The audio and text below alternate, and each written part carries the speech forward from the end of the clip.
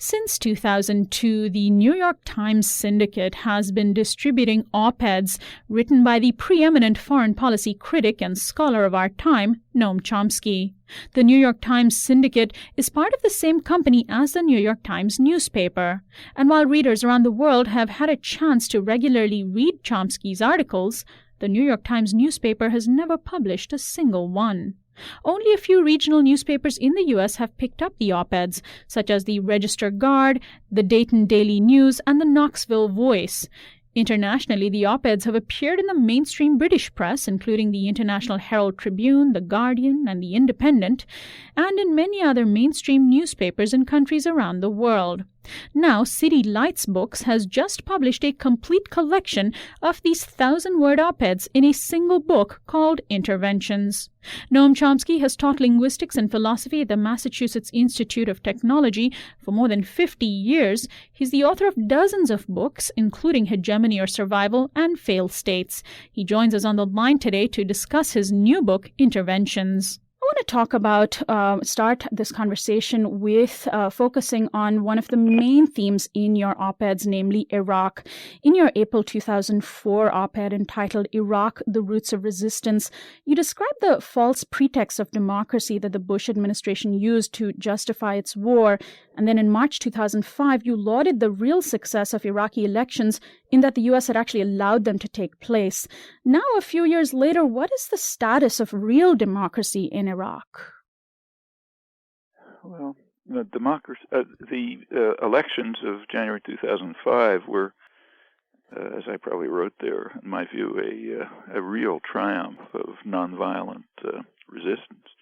The U.S. was trying in every possible way to prevent elections and finally had to give in just because it could not face a mass popular nonviolent resistance,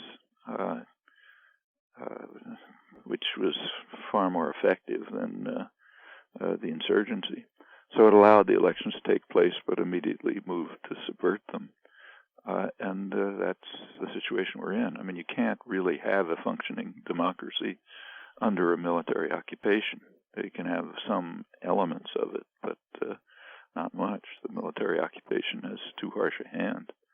I mean, it's hard enough to find a functioning democratic system in a country that's free of democratic elections.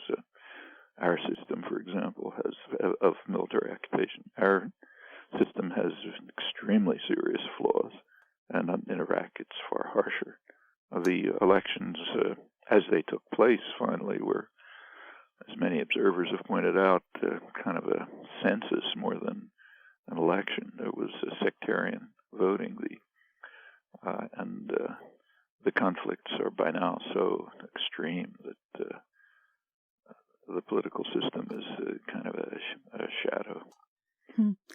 So when you talk about the elections themselves, not necessarily being that meaningful, what about the aspirations of Iraqis, and how do we here in the United States, who are against the war in Iraq, count on, if at all, the democratic aspirations of the Iraqis? Increasingly, it seems as though Iraqis are not having much space to exercise their democratic rights. They do not have space under a military occupation. I mean, if the United States was occupied by Iran, would we be able to run a democratic society?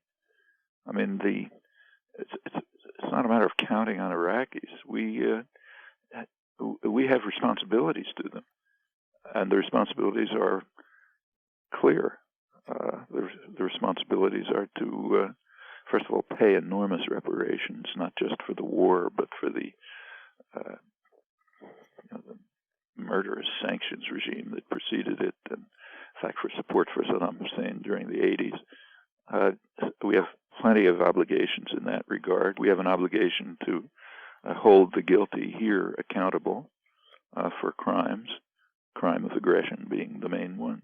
And we have a responsibility to pay attention to the victims. And it's not a secret what they want. Last fall, the State Department released a poll showing that about 2/3 of Baghdadis wanted the U.S. forces out of right away, in fact, and about 70% of the rest of the country wanted them out within a narrow time frame. A year or less, that would mean beginning or even ending right now. That's all of Iraq. If you look at Arab Iraq, the figures are much higher.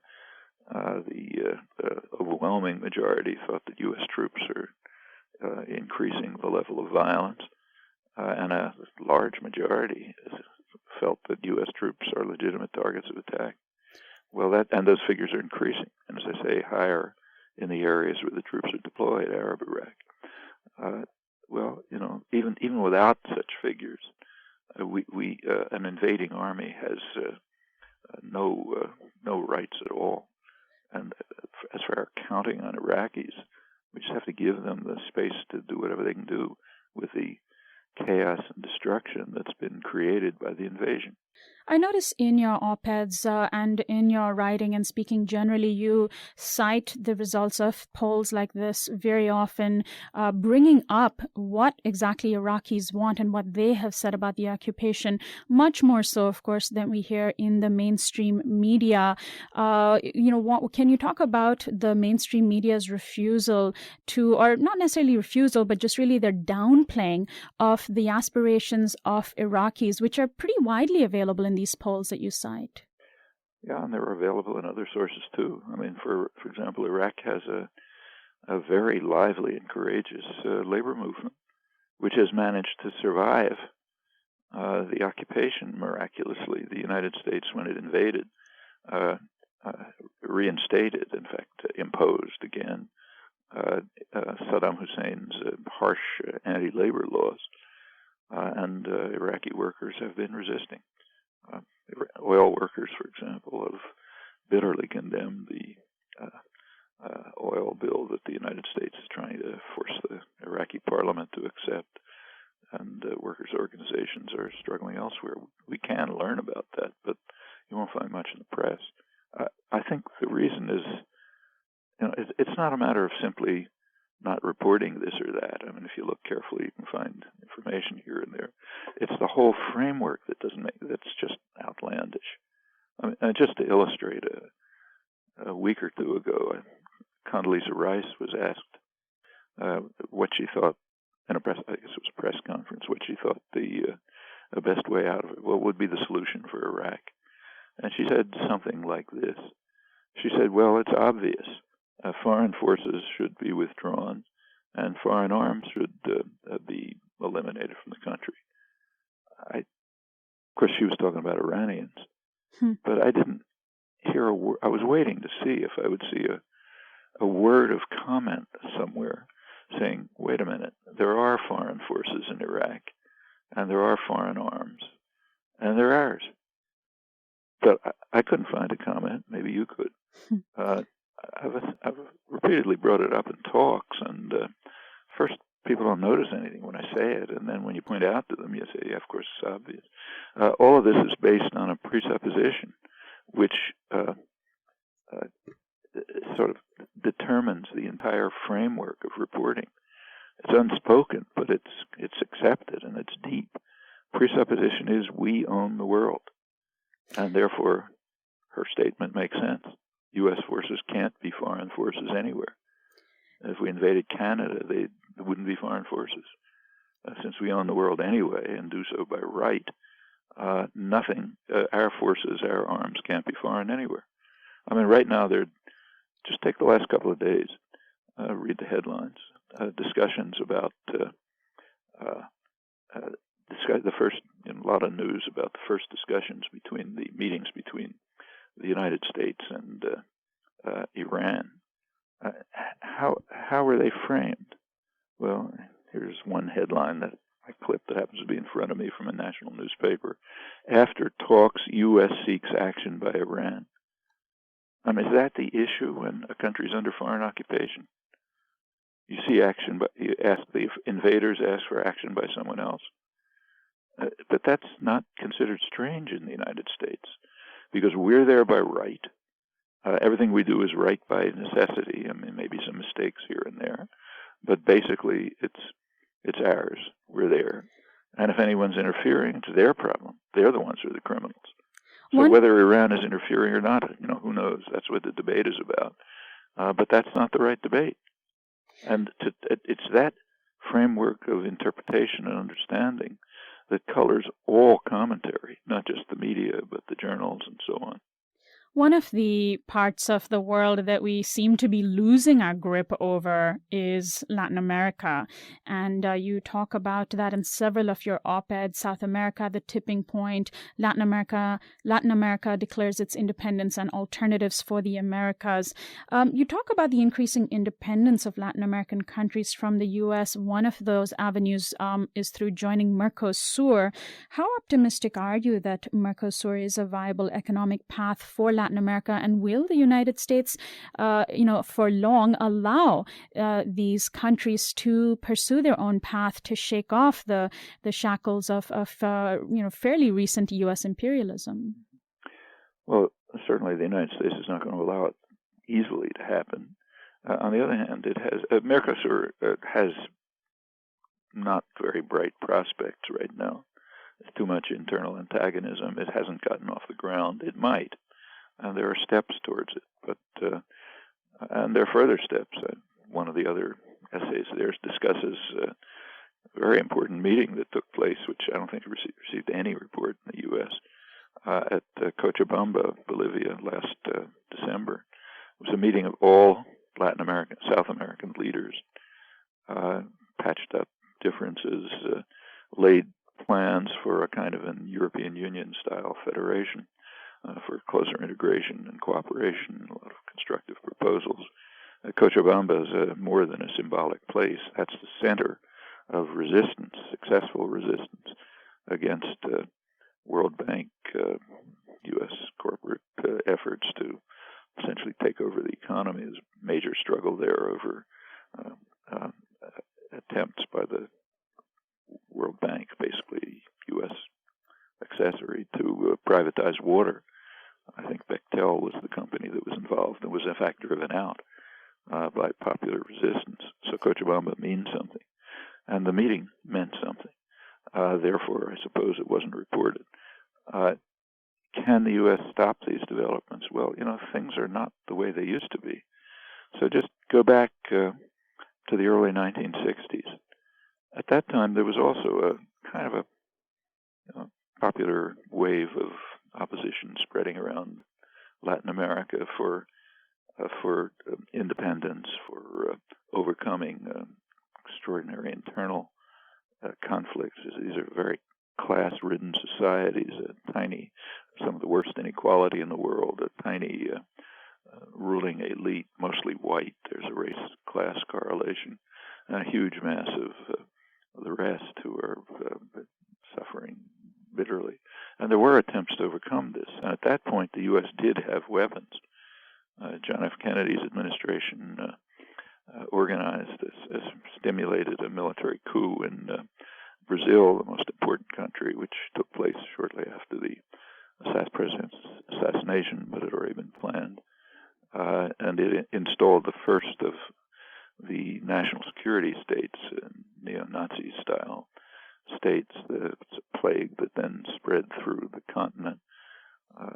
Uruguay, Chile's famous case, Ecuador, Peru, everywhere. Argentina was a particularly hideous one. Finally ended up in Central America in the 80s with the U.S. terrorist wars. And it had, in fact, it beat it down with murder, terror, brutal repression.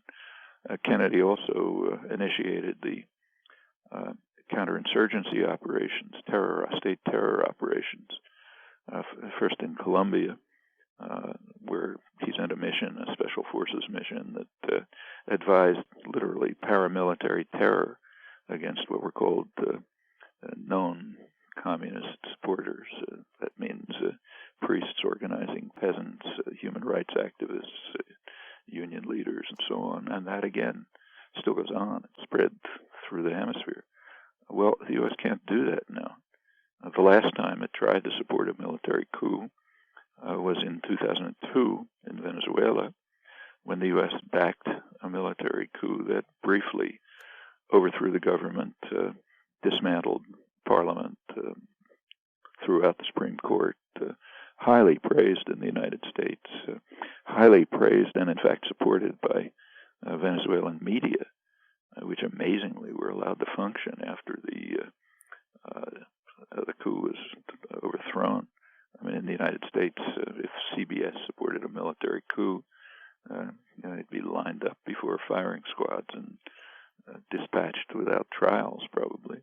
And now there's a major fuss because Venezuela is not renewing the license of the main station that supported the coup. And that was beaten back. The U.S. had to back off, just first of all because the coup was overthrown from within, but also because of extensive protest from most of Latin America, where democracy is taken more seriously than it is here. And that weapon is just, it's not that they're giving it up.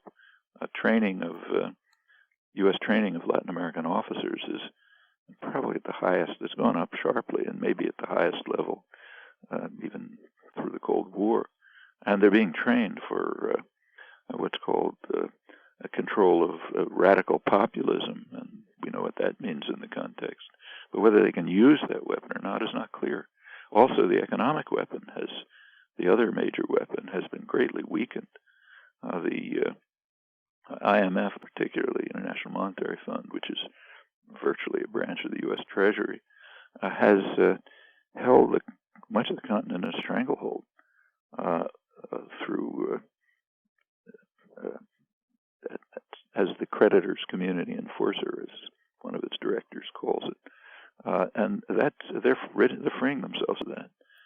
Argentina's president announced a year or two ago that we are ridding ourselves of the IMF. He paid off the debt, restructured and paid off the debt with the help of Venezuela. Brazil, in a different way, did the same. Bolivia will do the same. Probably Ecuador, country after country, has been building up reserves and for getting rid of the debt, getting rid of the IMF. In fact, the IMF is in trouble now. They're simply that weapon of control has greatly weakened. Now, for Latin America to overcome 500 years of one or another form of colonization and of internal kind of disarticulation between tiny, wealthy elite and massive impoverished people, that's not going to be easy. But there are steps towards it, as there were in the early 60s. And this time, those steps cannot just be crushed by force. Finally, Professor Chomsky, these op-eds that we've been discussing, gathered for the first time in this book, Interventions, are not op-eds that Americans regularly have the chance to read. I was visiting the United Arab Emirates a couple of years ago, a very conservative country, and in their mainstream newspaper, the Khaleej Times, right in the op-ed section, there was one of your op-eds, and I was really surprised to read it there. And, the folks in the UAE regularly get to read your op-eds, as do people in Mexico and Britain and many other parts of the world. What are your thoughts as we wrap up this interview on the reasons why Americans don't get the chance in a mainstream arena to read your writings?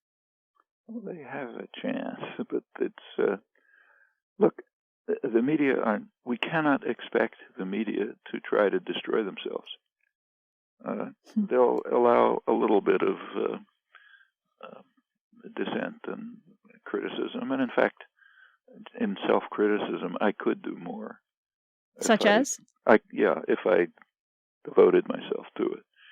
But there's a question of, that would mean I'd do less of this, and less of speaking, and less of traveling around, and so on. So you pick and choose. But in general, what you say is correct there.